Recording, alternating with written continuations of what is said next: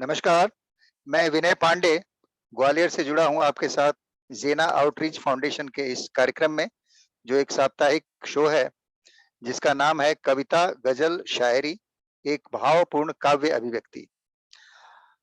इसकी कड़ी में हम लोगों ने कविता सुनी है, गज़ल भी सुन रखा है और शायरी के भी कई सारे शोज़ हुए हैं। अ, हमारे श्रद्धेय श्री जितेंद्र त्रिपाठी जी की तरफ से, वो बहुत बड़े गज़ल के लेखक भी हैं, शायर भी हैं। तो आज हमने सोचा कि काव्य वाला जो पोर्शन है, उसको थोड़ा टच किया जाए और उस संदर्भ में विचार ये हुआ कि चूँकि ये अगस्त का महीना है, आज़ादी का माह है, अभी-अभी 15 अगस्त गुज़रा है, तो हमने सोचा कि क्यों ना काव्य के साथ कोई ऐसी कड़ी जोड़ दी जाए, जो राष्ट्रीयता से भी जुड़ी हो। उसी संदर्भ में हमने सोचा कि एक राष्ट्रकवि के जीवन परिचय पे इस शो को आधारित किया जाए और फिर हमने सोचा कि क्यों ना राष्ट्रकवि मैथिली शरण गुप्त जी के बारे में हम कुछ जानने की कोशिश करें। तो आज मैं उनके जीवन परिचय के बारे में बताऊँगा आपको और उनकी एक आध रचनाएँ भी सुनाऊँगा। अगर समय बचा तो एक मैं स्वरचित कविता भी सुना सकता हूँ, जो स्वतंत्रता पे ही है, लेकिन वो संभव तब होगा जब समय बचे तो। तो हम जानने की कोशिश करते हैं मैथिली शरण गुप्त जी के बारे में। मैथिली शरण गुप्त का जन्म 3 अगस्त 1886 में उनके पिता का नाम था सेठ रामचरण कनकने और माता काशीबाई की तीसरी संतान के रूप में उत्तर प्रदेश के झांसी के पास चिरगांव नामक ग्राम में हुआ था। माता-पिता उनके दोनों ही वैष्णव थे। विद्यालय में खेल-कूद में अधिक ध्यान न देने के कारण उनकी पढ़ाई अधूरी ही रह गई थी। रामस्वरूप शास्त्री, दुर्गादत्त पंत आदि ने उन्हें विद्यालय में पढ़ाया। घर में ही हिंदी, बांग्ला, संस्कृत साहित्य का अध्ययन किया उन्होंने। मुंशी अजमेरी जी ने उनका मार्गदर्शन किया उनकी शिक्षा में। 12 वर्ष की अवस्था में ही ब्रज भाषा में कनकलता नाम से कविता रचना आरंभ किया उन्होंने। आचार्य महावीर महावीर प्रसाद द्विवेदी, जिनका नाम आप सब लोग जानते होंगे, आचार्य महावीर प्रसाद द्विवेदी जी के संपर्क में भी आए श्री गुप्त। उनकी कविताएं खड़ी बोली में मासिक सरस्वती में प्रकाशित होना प्रारंभ हो गई। आप सब लोग जानते होंगे, खड़ी बोली वो बोली है जो हम लोग आम हिंदी की भाषा में यूज करते हैं, बोलचाल की भाषा में। खड़ी बोली के बहुत ही जनक एक तरह से वो माने जाते हैं, मैथिली शरण गुप्त जी। उनका प्रथम काव्य संग्रह जो था, वो था रंग में भंग और बाद में उन्होंने एक प्रकाशन की जिसका नाम था जयद्रथ बध। उन्होंने बंगाली के काव्य ग्रंथ मेघनाथ बध, ब्रजांगना, इन दोनों का भी अनुवाद किया था। सन 1912-13 में राष्ट्रीय भावनाओं से ओतप्रोत भारत भारती का प्रकाशन किया था और वो काफी प्रचार प्रचार प्रसार था उसका आजादी के दौरान। उनकी लोकप्रियता उस समय इस वजह से सर्वत्र फैल गई थी, भारत भारती के प्रकाशन के बाद। संस्कृत के प्रसिद्ध ग्रंथ स्वप्न वासव दत्ता का अनुवाद भी उन्होंने प्रकाशित कराया था और सन 1916-17 में महाकाव्य साकेत की रचना आरंभ की। साकेत उनकी सबसे महत्वपूर्ण रचना है। उसकी शुरुआत उन्होंने 1916-17 में की। उसमें उन्होंने रामायण की कहानी पे प्रकाश डाला है और खास करके उर्मिला जो थी, जो लक्ष्मण की पत्नी थी, उनके प्रति उपेक्षा जो थी पूरी कहानी में जो दिखती है कहीं-कहीं, उस भाव से लिखे थे वो कि उसकी उनके प्रति जो उपेक्षा थी वो दूर किया जा सके। उन्होंने अपने घर में ही प्रेस की स्थापना कर अपनी पुस्तकें छापना शुरू किया था। साकेत तथा पंचवटी आदि अन्य ग्रंथ सन 1931 में पूरे किए थे उन्होंने। इसी समय वे राष्ट्रपिता महात्मा गांधी के निकट संपर्क में आए। सन 1932 में उन्होंने एक ग्रंथ लिखी जिसका नाम था यशोधरा। गांधी जी ने उन्हें राष्ट्र कवि की संज्ञा प्रदान की। 16 अप्रैल 1941 को वो व्यक्तिगत सत्याग्रह में भाग लेने के कारण गिरफ्तार कर लिए गए। कहने का मतलब कि बहुत सारे स्वतंत्रता सेनानी थे जो बल से अंग्रेजों का सामना कर रहे थे, लेकिन कुछ ऐसे भी लोग थे जो लेखनी से इसका सामना कर रहे थे। उनको भी स्वतंत्रता सेनानी की श्रेणी में ही रखा जाना चाहिए। तो वो गिरफ्तार हो गए थे इस वजह से, व्यक्तिगत सत्याग्रह में भाग लेने की वजह से। पहले उन्हें झांसी और फिर आगरा जेल ले जाया गया, लेकिन आरोप सिद्ध न होने के कारण उन्हें 7 महीने के बाद जेल से छोड़ दिया गया था। 1948 में आगरा विश्वविद्यालय से उन्होंने डी लिट की उपाधि प्राप्त की। तत्कालीन राष्ट्रपति डॉक्टर राजेंद्र प्रसाद जी ने सन 1962 ईस्वी में अभिनंदन ग्रंथ भेंट किया था और हिंदू विश्वविद्यालय के द्वारा डी लिट से डी लिट से भी सम्मानित किए गए थे। वे हिंदू विश्वविद्यालय में मानद प्रोफेसर के रूप में नियुक्त भी हुए थे। 1954 में साहित्य एवं शिक्षा के क्षेत्र में पद्म भूषण से भी उनको सम्मानित किया गया था। अपने गांव, जिसका नाम था चिरगांव, चिरगांव में उन्होंने 1911 में साहित्य सदन नाम से स्वयं की प्रेस शुरू की और झांसी में 1954-55 में मानस मुद्रण की स्थापना की। मतलब आप सोचें कि 1911 एज अर्ली एज 1911 उन्होंने अपनी छोटी सी प्रेस शुरू कर ली थी, वो भी अपने निज ग्राम में। 1954-55 के दौरान ही प्रयाग में सरस्वती, जो पत्रिका थी, मासिक पत्रिका थी, सरस्वती की स्वर्ण जयंती समारोह का आयोजन हुआ, जिसकी अध्यक्षता मैथिली शरण गुप्त जी ने की। 1963 में उनके छोटे भाई, जिनका नाम था सियाराम शरण गुप्त, उनके निधन से उन्हें बहुत आघात पहुंचा और नतीजा ये हुआ कि 12 दिसंबर 1964 को दिल का दौरा पड़ने से साहित्य का जगमगाता तारा हमेशा के लिए अस्त हो गया। 78 वर्ष की आयु तक उन्होंने 2 महाकाव्य, 19 खंड काव्य, काव्य गीत, नाटिकाएं आदि लिखी। उनके काव्य में राष्ट्रीय चेतना, धार्मिक भावना और मानवीय उत्थान प्रतिबिंबित होते थे। भारत भारती के 3 खंड में देश का अतीत, वर्तमान और भविष्य चित्रित है। वे मानववादी, नैतिक और सांस्कृतिक काव्यधारा के विशिष्ट कवि थे। हिंदी में लेखन आरंभ करने से पूर्व उन्होंने रसिकेंद्र नाम से ब्रज भाषा में कविताएं, दोहा, चौपाई, छप्पय आदि छंद लिखे। ये रचनाएं 1904-5 के दौरान वैश्योपकारक और वेंकटेश्वर और मोहिनी, ये 3 पत्रिकाएं थी। वैश्योपकारक जो है वो कलकत्ता से प्रकाशित होती थी, वेंकटेश्वर मुंबई से, उस समय का बंबई, और मोहिनी कन्नौज से।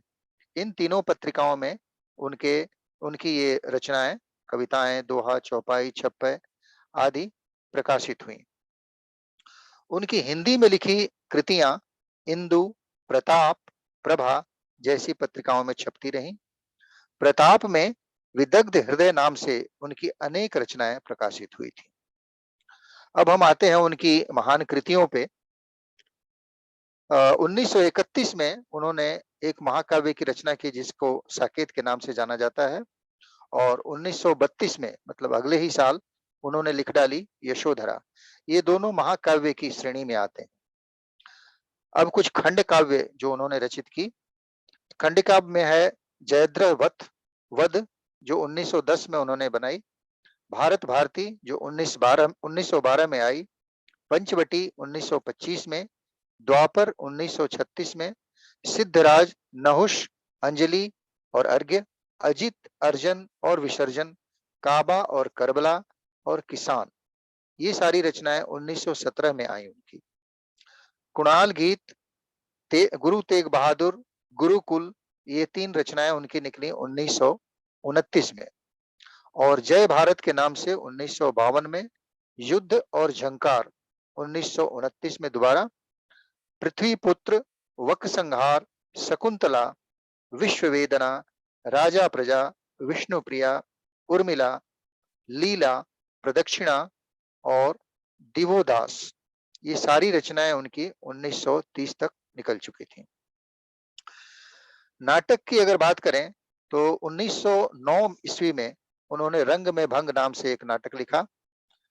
उसके बाद उन्होंने एक रचना की राजा प्रजा, फिर वन वैभव, फिर विकट भट्ट, उसके बाद विरहिणी, वैतालिक, शक्ति, सैरंध्री, स्वदेश संगीत, हिडिंबा, हिंदू, चंद्रहास आदि। कुछ उनकी फुटकर रचनाओं की अगर बात करें तो उनमें है केशों की कथा और स्वर्ग सहोदर। इसके अलावा मैथिली शरण गुप्त जी ने अनुवाद का भी काम बहुत ही सराहनीय रूप से किया।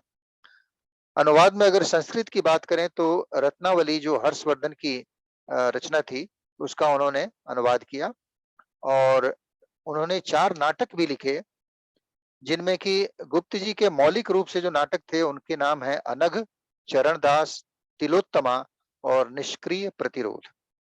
ये चारों नाटक वास्तव में एक दूसरे नाटककार थे जिनका नाम था भास जी। उनके नाटक के अनुदित रूप थे। उनके नाटक के नाम जो मौलिक नाम थे, वो थे स्वप्न वासव दत्ता, प्रतिमा, अभिषेक, अविमारक। थोड़ा-सा मैं भास जी के बारे में यहाँ पे बता दूँ। भास जो हैं, संस्कृत साहित्य के प्रसिद्ध नाटककार थे, जिनके जीवन काल का ज़्यादा कुछ अता-पता नहीं है। कहीं भी जानकारी नहीं मिलती। स्वप्न वासव दत्ता उनके द्वारा लिखित सबसे चर्चित नाटक है, जिसमें एक राजा के अपने रानी के प्रति अविरहनीय प्रेम और पुनर्मिलन की कहानी मिलती है। कालिदास को आप सब लोग जानते सुने होंगे। कालिदास जो गुप्तकालीन समझे जाते हैं, गुप्त काल के, उन्होंने भास का नाम अपने नाटक में लिखा है, जिससे लगता है कि वो गुप्त काल से भी पहले रहे होंगे और इससे भी उनके जीवन काल का अधिक ठोस प्रमाण नहीं मिल पाता।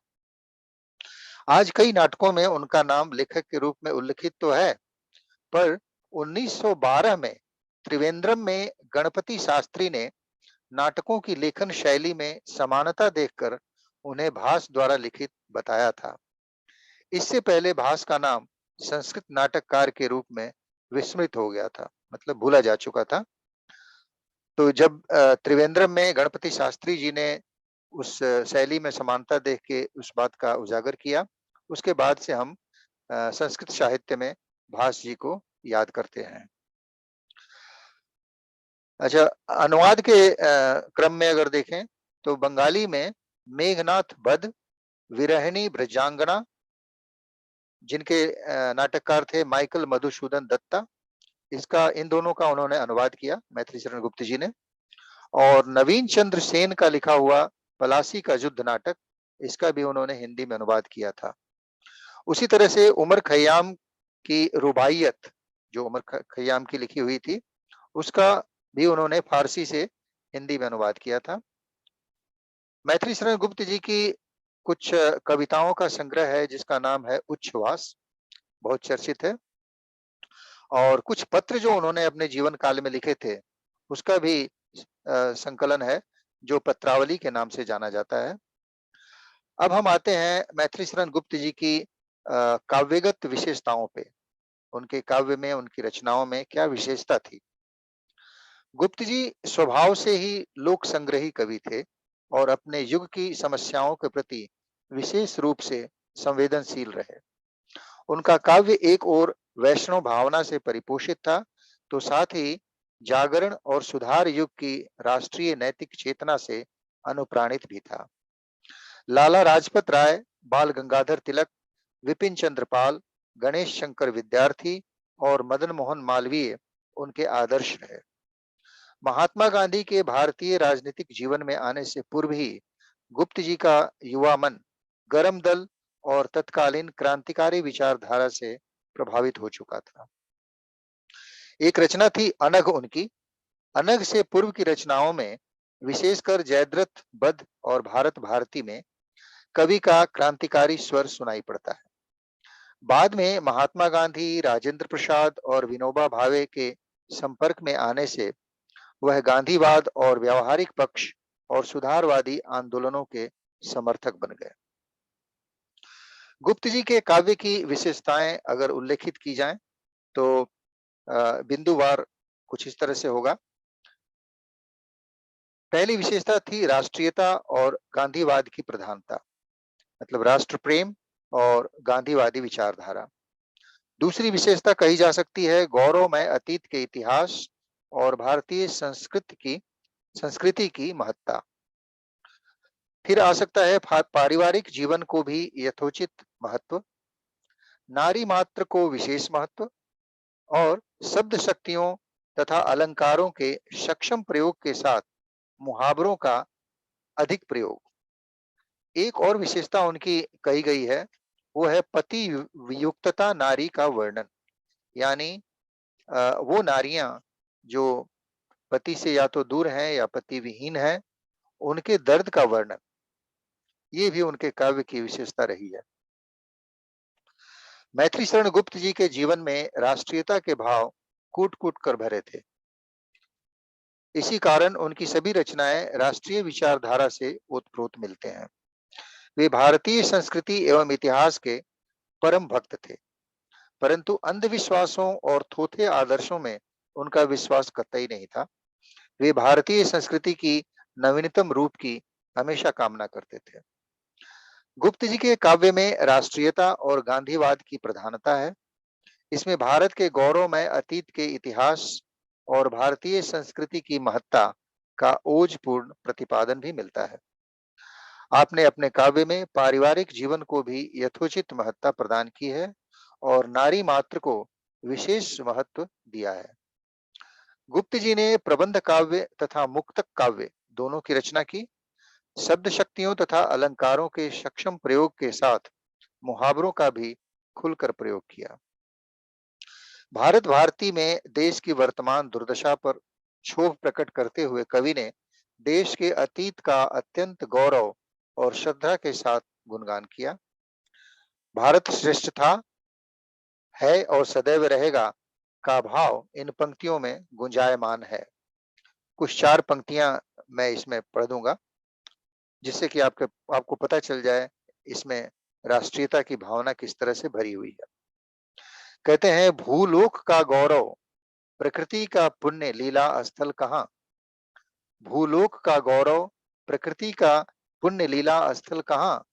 फैला मनोहर गिरी, हिमालय और गंगा जल कहाँ।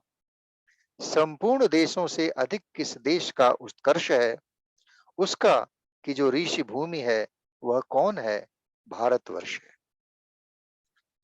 तो ये एक दृष्टांत है, जिससे ये पता चलता है कि कैसे उनके काव्यगत राष्ट्रीयता उनके अंदर थी।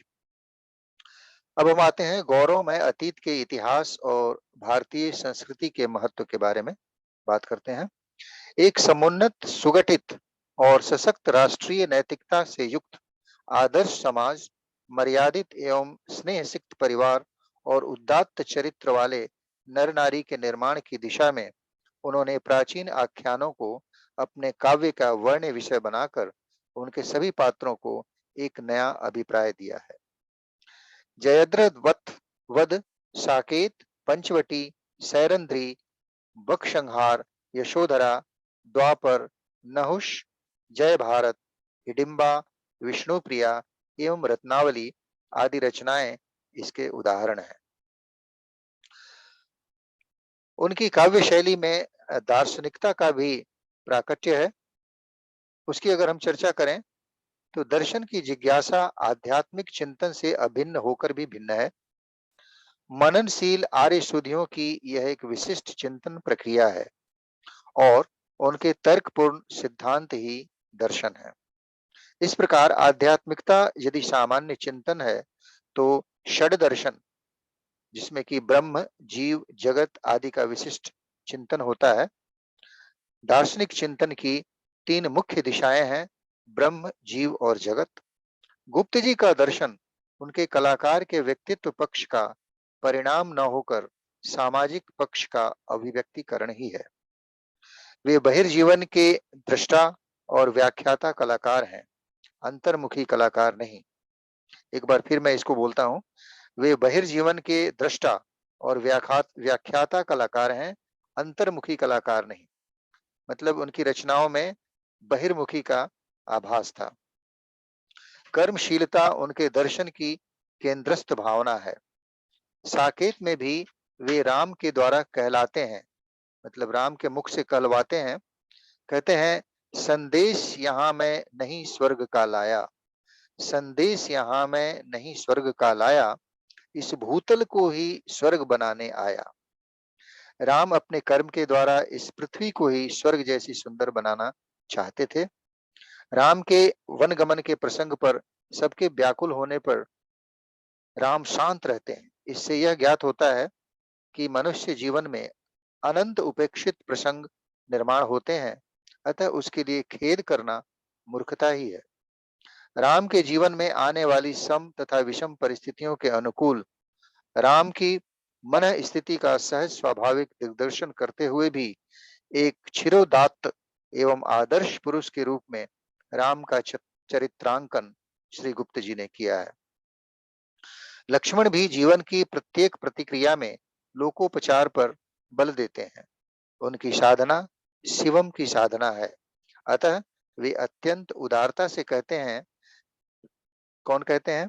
लक्ष्मण जी, मैं मनुष्यता को सूरत्व की जननी भी कह सकता हूँ। मैं मनुष्यता को सूरत्व की जननी भी कह सकता हूँ, किंतु पतित को पशु कहना भी कभी नहीं सह सकता हूँ। किंतु पतित को पशु कहना भी कभी नहीं सह सकता। अब हम आते हैं श्री गुप्त जी की रहस्यात्मकता एवं आध्यात्मिकता के ऊपर। गुप्त जी के परिवार में वैष्णव भक्ति का भाव प्रबल था। प्रतिदिन पूजा पाठ, भजन, गीता पढ़ना आदि सब होता था। यही कारण है कि गुप्त जी के जीवन में यह आध्यात्मिक संस्कार बीज के रूप में पड़े हुए थे, जो धीरे धीरे अंकुरित होकर राम भक्ति के रूप में वट वृक्ष के समान हो गया। साकेत की भूमिका में निर्गुण परब्रह्म सगुण साकार के रूप में अवतरित होता है। आत्मश्रय प्राप्त कवि के लिए जीवन में ही मुक्ति मिल जाने से मृत्यु न तो विभीषिका रह जाती है और न उसे भय या शोक ही दे सकती है। गुप्त जी ने साकेत में राम के प्रति अपनी भक्ति भावना प्रकट की है। साकेत में मुख्य रूप से उनका प्रयोजन उर्मिला की व्यथा को चित्रित करना था, पर साथ में ही राम की भक्ति भावना के गुण गाने में भी पीछे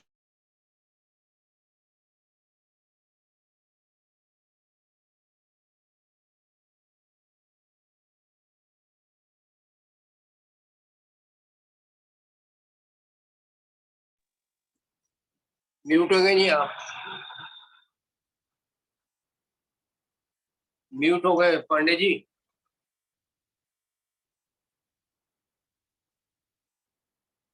म्यूट हो गए, अनम्यूट करें।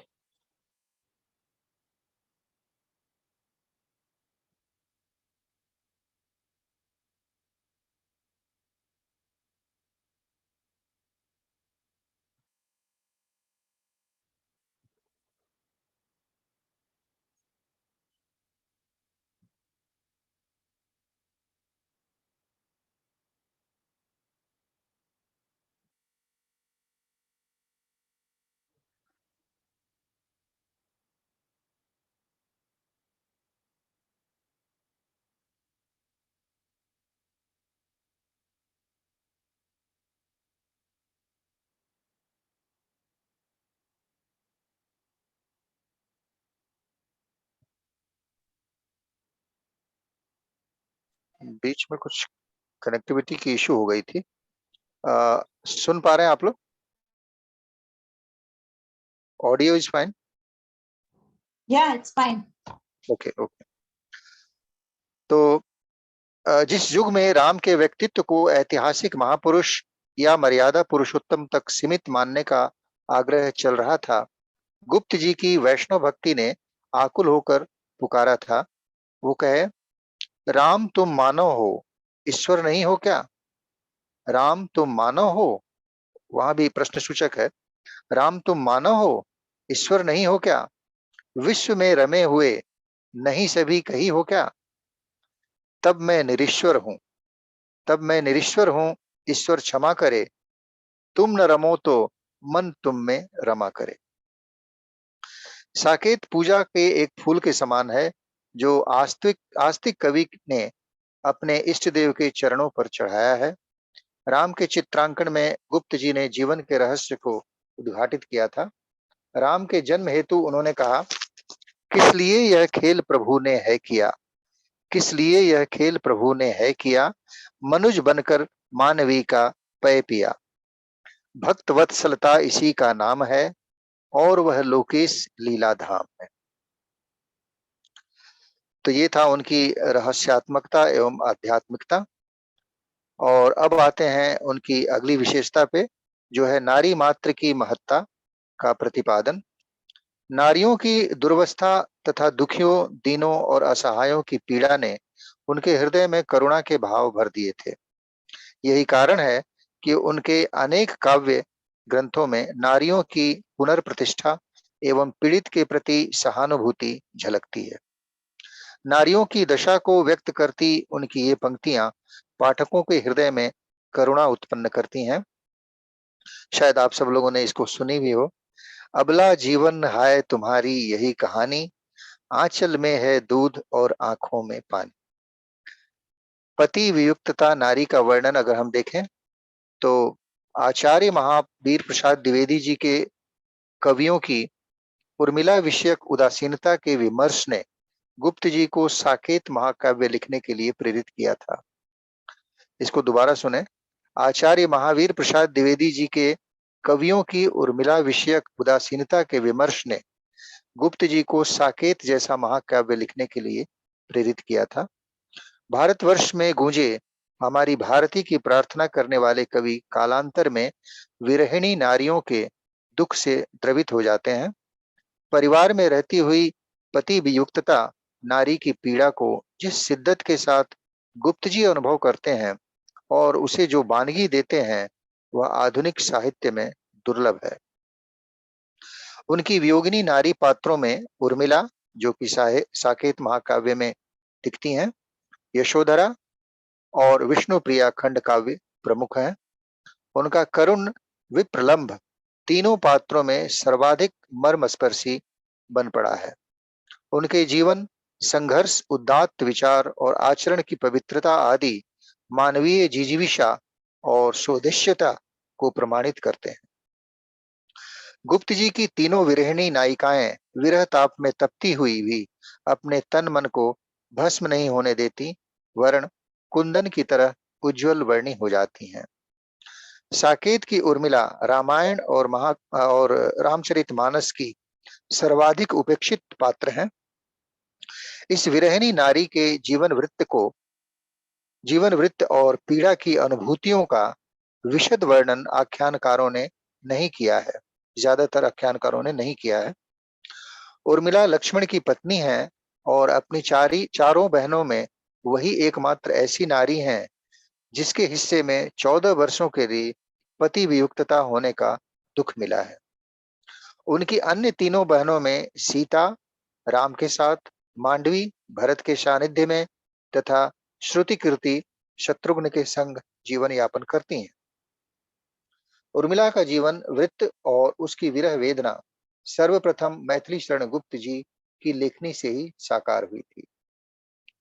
गुप्त जी ने अपने काव्य का प्रधान पात्र राम और सीता को न बनाकर लक्ष्मण, उर्मिला और भरत को बनाया था।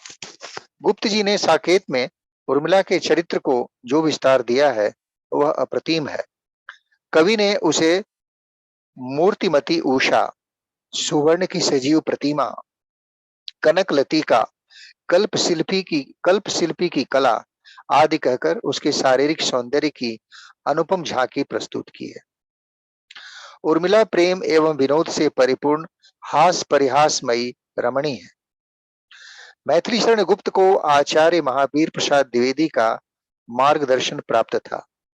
आचार्य द्विवेदी उन्हें कविता लिखने के लिए प्रेरित करते थे। उनकी रचनाओं में संशोधन करके अपनी पत्रिका सरस्वती में प्रकाशित करते थे। मैथिली शरण गुप्त की पहली खड़ी बोली की कविता हेमंत शीर्षक से सरस्वती मासिक में 1907 ईस्वी में छपी थी। अब हम आते हैं प्रकृति वर्णन पे। प्रकृति में के ऊपर भी जो उनकी रचनाएं हैं वो बहुत ही ये कहें कि विशिष्ट रूप से लिखी गई हैं और अप्रतिम हैं। गुप्त जी द्वारा रचित खंड काव्य पंचवटी में सहज वन्य जीवन के प्रति गहरा अनुराग और प्रकृति के मनोहारी चित्र देखने को मिलते हैं। उनकी निम्न पंक्तियां आज भी कविता प्रेमियों के मानस पटल पर सजीव हैं। अब ये प्रकृति वर्णन से संबंधित एक बहुत ही प्रसिद्ध कविता मैं आप लोगों को पढ़ के सुनाने जा रहा हूँ। अधिकतर लोगों ने इसको जरूर कभी न कभी पढ़ी या सुनी होगी। चारु चंद की चंचल किरणें खेल रही हैं जलथल में, स्वच्छ चांदनी बिछी हुई है अवनी और अंबर तल में। पुलक प्रकट करती है धरती हरित तृणों की कोनों से नोकों से, मानो झूम रहे हैं तरवी मंद पवन के झोंकों से। पंचवटी की छाया में है सुंदर पर्ण कुटीर बना, जिसके सम्मुख स्वच्छ शिला पर धीर वीर निर्भीक बना। जाग रहा यह कौन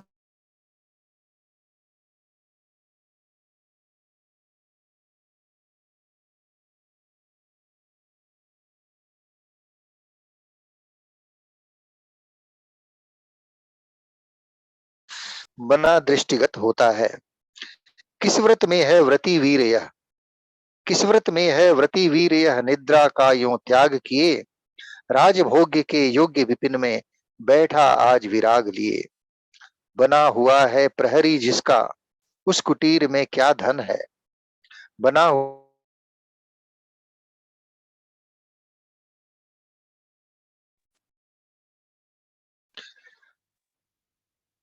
बना हुआ है प्रहरी जिसका उस कुटीर में क्या धन है, जिसकी रक्षा में रत इसका तन है मन है जीवन है। मर्त्यलोक मालिन्य मेटने स्वामी संग जो आई है, तीन लोक की लक्ष्मी ने यह कूटी अपनी बनाई है। वीर वंश की लाज यही है, फिर क्यों वीर न हो प्रहरी, विजन देश है निशा शेष है, निशाचरी माया ठहरी। कोई पास न रहने पर भी जनमन मौन नहीं रहता, आप की सुनता है वह आप से है कहता। बीच बीच में इधर उधर निज दृष्टि डालकर मोदमयी, बीच बीच में इधर उधर निज दृष्टि डालकर मोदमयी, मन ही मन बातें करता है धीर धनुर्धर नई नई। क्या ही स्वच्छ चांदनी है यह, क्या ही स्वच्छ चांदनी है यह, क्या ही निस्तब्ध निशा है, स्वच्छंद सुगंध गंध वह निरानंद है कौन दिशा। बंद नहीं अब भी चलते हैं नियति नदी के नियति नटी के कार्यकलाप, पर कितने एकांत भाव से कितने शांत और चुपचाप। है बिखेर देती वसुंधरा मोती सबके सोने पर। देखें कि कैसे ये ओश के बारे में कह रहे हैं, शबनम के बारे में। है बिखेर देती वसुंधरा मोती सबके सोने पर, रवि बटोर लेता है उनको सदा सवेरा होने पर। और विराम दायिनी अपनी संध्या को दे जाता है, शून्य श्याम तनु जिससे उसका नया रूप झलकाता है। सरल तरल जिन तुहिन कनों से हस्ती हर्षित होती है, अति आत्मीया प्रकृति हमारे साथ उन्हीं से रोती है। अनजानी भूलों पर भी वह अदय दंड तो देती है, पर बूढ़ों को भी बच्चों सा सदैव भाव से सेती है। 13 वर्ष व्यतीत हो चुके पर है मानो कल की बात। राम जी के वनवास के बारे में चर्चा हो रही है। 13 वर्ष व्यतीत हो चुके पर है मानो कल की बात, वन को आते देख हमें जब आते अचेत हुए थे तात। अब वह समय निकट ही है जब अब वह समय निकट ही है जब अवधि पूर्ण होगी वन की, किंतु प्राप्ति होगी इस जन को इससे बढ़कर किस धन की। और आर्य को राज्य भार तो वे प्रजार्थ ही धारेंगे, व्यस्त रहेंगे हम सब को भी मानो विवश विचारेंगे। कर विचार लोकोपकार का, कर विचार लोकोपकार का, हमें न इससे होगा शोक, हमें न इससे होगा शोक, पर अपना हित आप नहीं क्या कर सकता है यह नरलोक। तो ये था प्रकृति वर्णन श्री मैथिली शरण गुप्त जी के द्वारा, जो बिल्कुल ही अनूठा है। अब हम बात करेंगे भाषा शैली के बारे में। गुप्त जी की जो भाषा शैली थी काव्य की रचनाओं में, मैथिली शरण गुप्त की काव्य भाषा जो थी वो खड़ी बोली थी। इस पर उनका पूर्ण अधिकार है। भावों को अभिव्यक्त करने के लिए गुप्त जी के पास अत्यंत व्यापक शब्दावली है। उनकी पारंपरिक रचनाओं की भाषा तत्सम है। इसमें साहित्यिक सौंदर्य कला नहीं है। भारत भारती की भाषा में खड़ी बोली की खड़खड़ाहट है, किंतु गुप्त जी की भाषा क्रमशः विकास करती हुई सरस होती गई।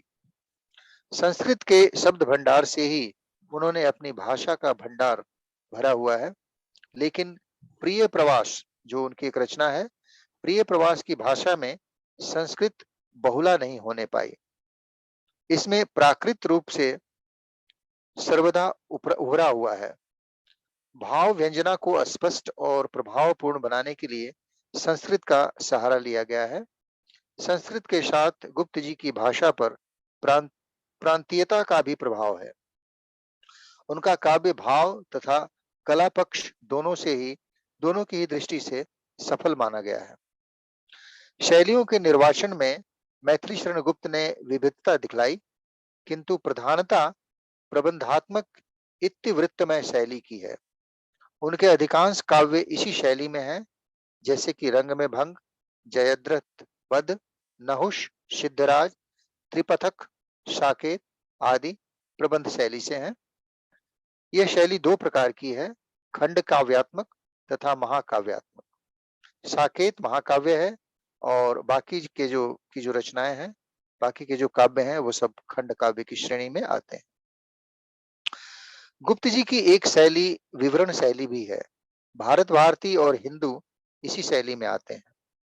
तीसरी शैली है गीत शैली। इसमें गुप्त जी ने नाटकीय प्रणाली का अनुगमन किया है, जिसका उदाहरण उनकी रचना अनघ है।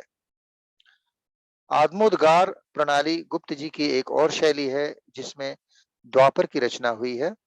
नाटक, गीत, प्रबंध, पद्य और गद्य सभी के मिश्रण को मिश्रित शैली कहा जाता है, जिस शैली में की यशोधरा की रचना उन्होंने की है। इन सभी शैलियों में गुप्त जी को समान रूप से सफलता नहीं मिली। उनकी शैली की सबसे बड़ी विशेषता यह रही कि उसमें इनका व्यक्तित्व झलकता है, प्रवाह पूर्ण है और भावों की अभिव्यक्ति में सहायक होकर उपस्थित हुई हैं। अब एक वाकया सुनिए जो महावीर प्रसाद द्विवेदी जी से जुड़ी हुई है। अपने समय की प्रतिष्ठित मासिक पत्रिका सरस्वती में अपनी कविताएं छपवाने की ललक ने उन्हें देश के सबसे महान कवियों में से एक बनाया था। आम लोगों की भाषा में आम लोगों के लिए ही कविताएं लिखना उन्हें बहुत पसंद था। इसलिए उन्होंने अपनी पहली ब्रिज भाषा की कविता सरस्वती के संपादक आचार्य महावीर प्रसाद द्विवेदी जी के पास भेजी। उस कविता में उन्होंने अपना उपनाम लिख दिया ऋषिकेंद्र। मैथिली शरण गुप्त जी ने अपना उपनाम उसमें लिख दिया, जो था ऋषिकेंद्र। लेकिन द्विवेदी जी ने उन्हें एक पत्र के साथ कविता वापस भेज दी थी और उस पत्र में लिखा था कि सरस्वती में ब्रिज भाषा में कविताएं नहीं छापी जाती। आम जन की भाषा खड़ी बोली में लिखकर कविता भेजिए। इसी के साथ आचार्य ने यह भी लिखा था कि और हाँ, ऋषिकेंद्र बनने का जमाना गया। ये कोट में है।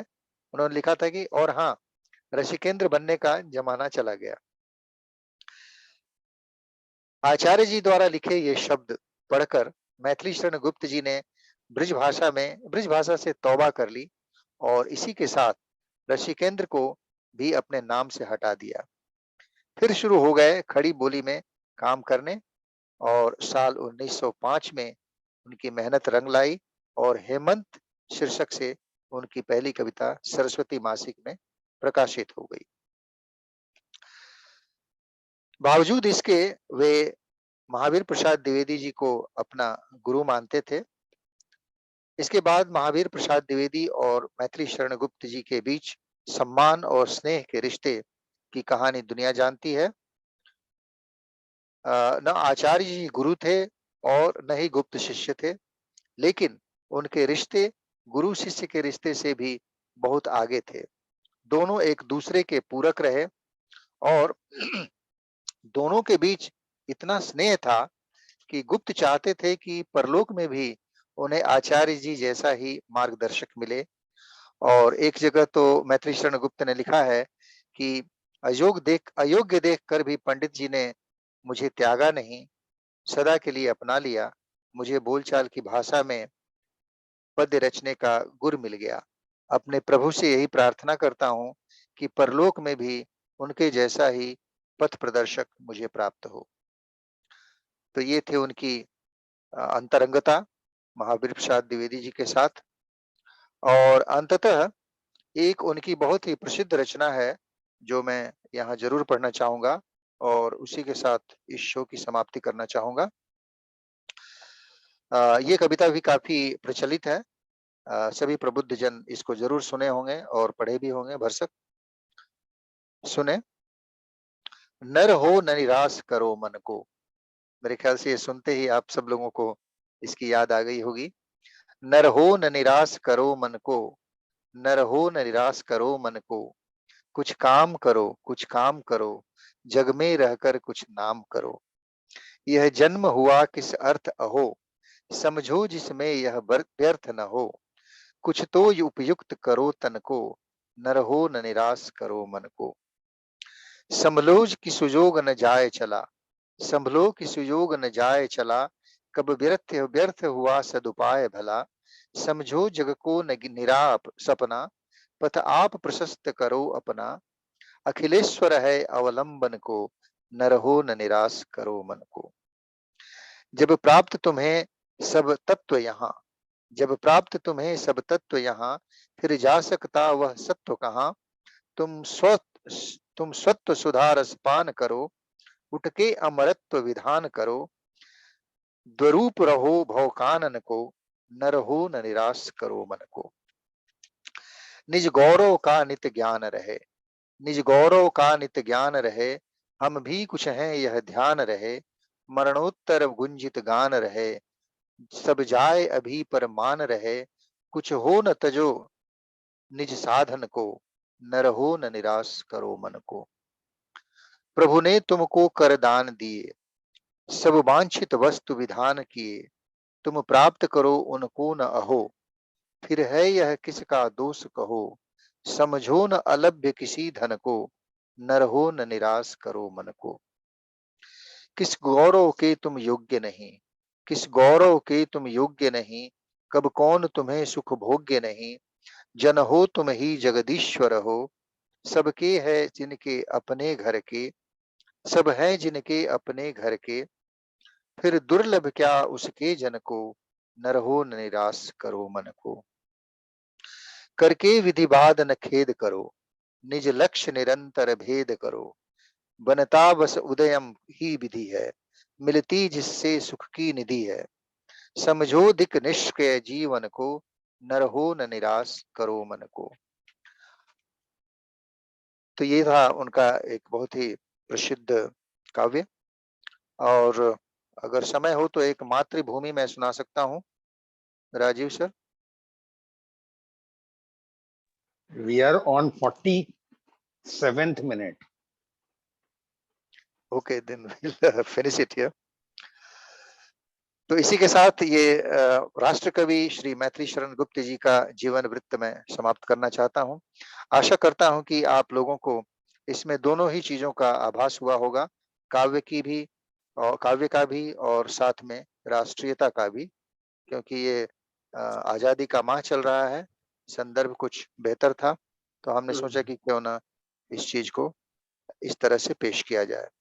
आप सब लोगों का बहुत बहुत धन्यवाद और इसी के साथ शो की समाप्ति करता हूँ। नमस्कार। नमस्कार।